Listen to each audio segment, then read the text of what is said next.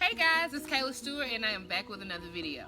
So, lately we have been discussing a lot of plant and a lot of tree business, and I feel like it's time for us to take it up a notch. So, come on and join me as we go on the trail.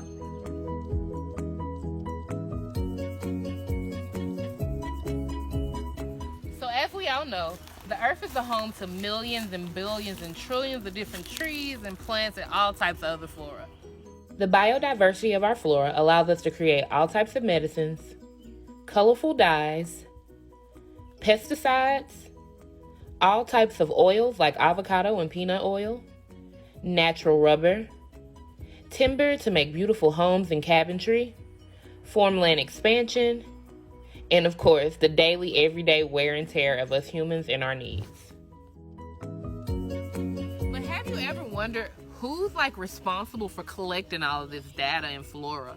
Like, if there's a new species that possibly has a cure for cancer, who's responsible for getting that information to us? Or what if a certain tree goes extinct? Who's responsible for collecting its properties and knowing the soil type and why it was unable to survive in that area anymore?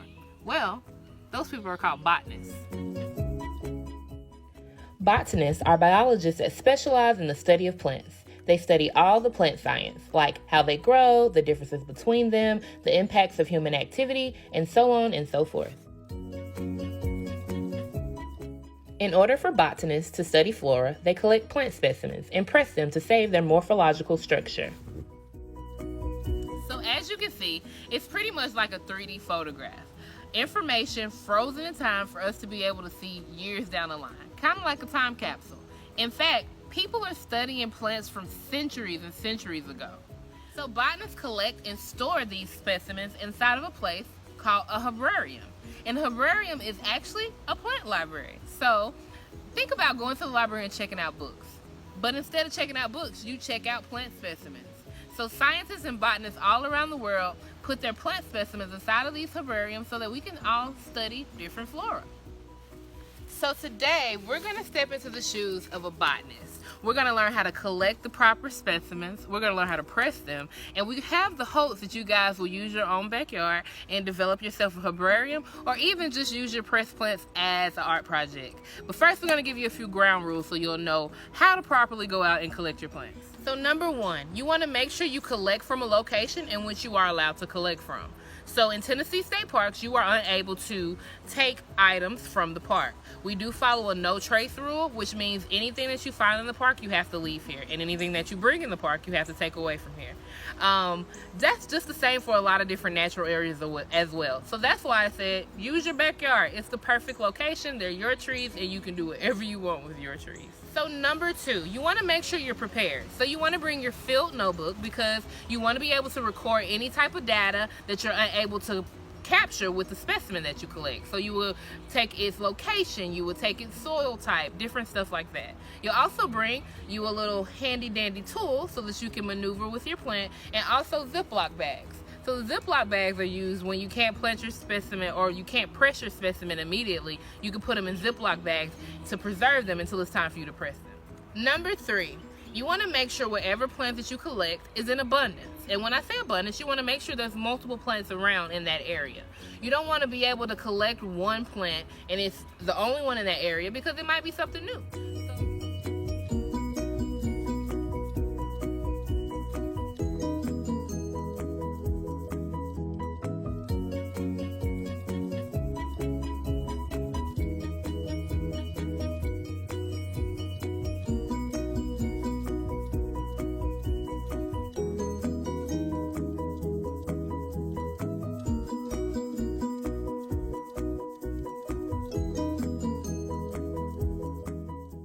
To observe the plant from different perspectives, you must collect the leaves, the flowers, and the fruits.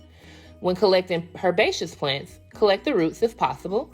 And when collecting leaves from trees, try to avoid removing terminal buds of branches because it hinders the tree's growth. So now we're going to move over into actually pressing our plant specimens. So if you want to actually really make this into a hobby and actually spend money towards it, you can always buy yourself a plant press. I actually got this plant press from At Home Science Tools for like $30-35. But if you want to be a little more eco-friendly and do some recycle and reuse, then you can always make your own plant press. So first and foremost, you're going to need your 2 wood frames. So what I did was I asked one of my rangers that works here if they could cut me out some wood so that I can make the back ends of my plant press. So we had extra wood laying around and they just cut it for me and made me these little wood frames. If you're a child, of course, don't use power tools. Ask your parents to help you. And if you're an adult, use your power tools and just do it quick, fast, and in a hurry. So anyway, you need your 2 wood frames. Following that, you'll need your corrugated cardboard. This can be used from just a simple box that you have laying around the house. This will actually allow air to circulate through your plant press and dry out those plants a little better. Next, you'll need your absorbent paper, which is, in this case, I use some poster board. But you can also, honestly, just get you some old manila folders that you've already used and cut them to the size that you need them to fit in your plant press. Then you will need some newspaper. Now your newspaper is going to be where you're going to place your plant inside. As I said, all the stuff will be used to dry out your plant. And then last but not least, you need something that's going to secure your plant press. So you can either use strings to tie it together, but in our case, we're going to just use some rubber bands so it can be super duper tight. So first and foremost, we're going to lay out our wood frame and put 2 pieces of corrugated cardboard on top.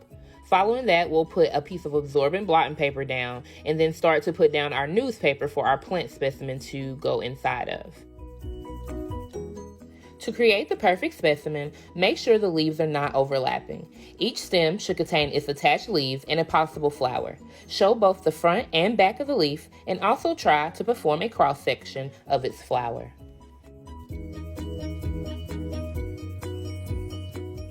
Following that, we will carefully place a piece of absorbent blotting paper on top and 2 more pieces of corrugated cardboard on top of that. Then we will close off our plant press with that final wood frame and those rubber bands. I like to begin and end my pressing with 2 pieces of corrugated cardboard, but if we were pressing more than 1 plant, each will have 1 piece to separate it from the next.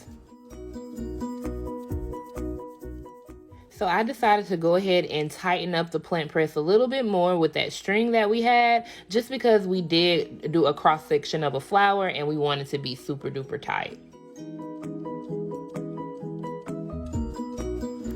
So now that we know the importance of plant pressing, how to collect the proper specimen, and how to create our very own plant press, I challenge you guys to get out in your backyard, collect your own specimens, and discover the life in which they lived. You never know. You might find out some new interesting things, and your plant specimen may possibly make history.